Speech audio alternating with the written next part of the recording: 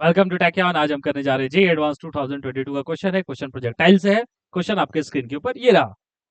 Question है, a projectile is fired from horizontal ground with speed v and projection angle theta when the acceleration due to gravity is small g. The range of the projectile is d. If at the highest point in its trajectory the projectile enters a different region where the effective acceleration due to gravity is g dash equal to g by 0.81, then the new range is d dash equal to nd. The value of n is, है ना। तो ये सब question अपने आप लोग पहले try करें और उसके बाद ये सॉल्यूशंस देखें, ठीक है ना। तो देखिए, अगर आपने ट्राई कर लिया तो देखिए देखिए क्या हो रहा है इसमें। एक प्रोजेक्टाइल का केस है, कहता है क्या कि एक प्रोजेक्टाइल फायर किया किसी ने, कितने स्पीड से, v स्पीड से, है ना। और उस प्रोजेक्टाइल का कंप्लीट रेंज d है। बट प्रॉब्लम क्या था कि मैक्सिमम हाइट तक पहुंचते पहुंचते, है ना, मैक्सिमम हाइट तक पहुंचा, उसके आगे वाला और उसके पीछे वाला ये चेंज कर दिया उसने। क्या चेंज कर दिया?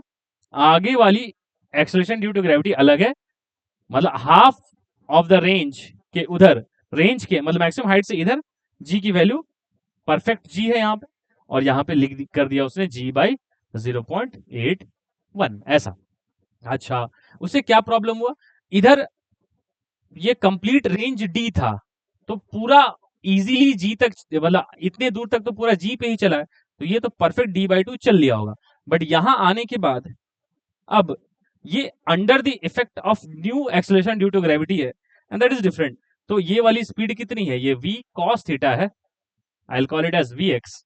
अब ये कितने इफेक्ट में है? g बाई 0.81 के इफेक्ट में है। तो अब हम लोग निकालेंगे कि ये वाली बॉडी यहां पहुंचने में कितना टाइम लगाती है। तो टाइम निकालना हो तो कैसे निकालते हैं? हम जानते हैं √2h बाई जी इफेक्टिव। तो क्या लिखेंगे?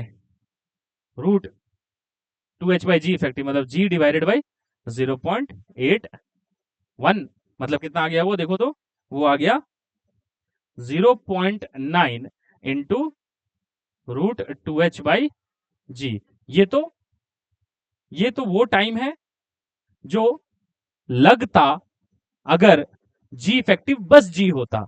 तो ये ओरिजिनल टाइम है 0.9 ऑफ द ओरिजिनल टाइम जो होता अगर वो जी इफेक्टिव चेंज नहीं होती। तो अब ध्यान से देखो, तो रेंज निकालना है, मतलब ये वैल्यू को मैंने x मान लिया है आगे।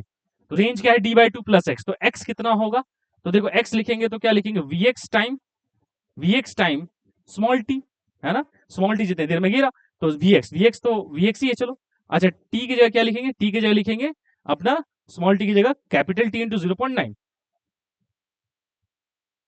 अच्छा, इसके बाद अगर आप ध्यान से देखें तो आपको समझ में आएगा कि ये वाली जो चीज है कौन सी, vx इंटू टी इंटू 0.9।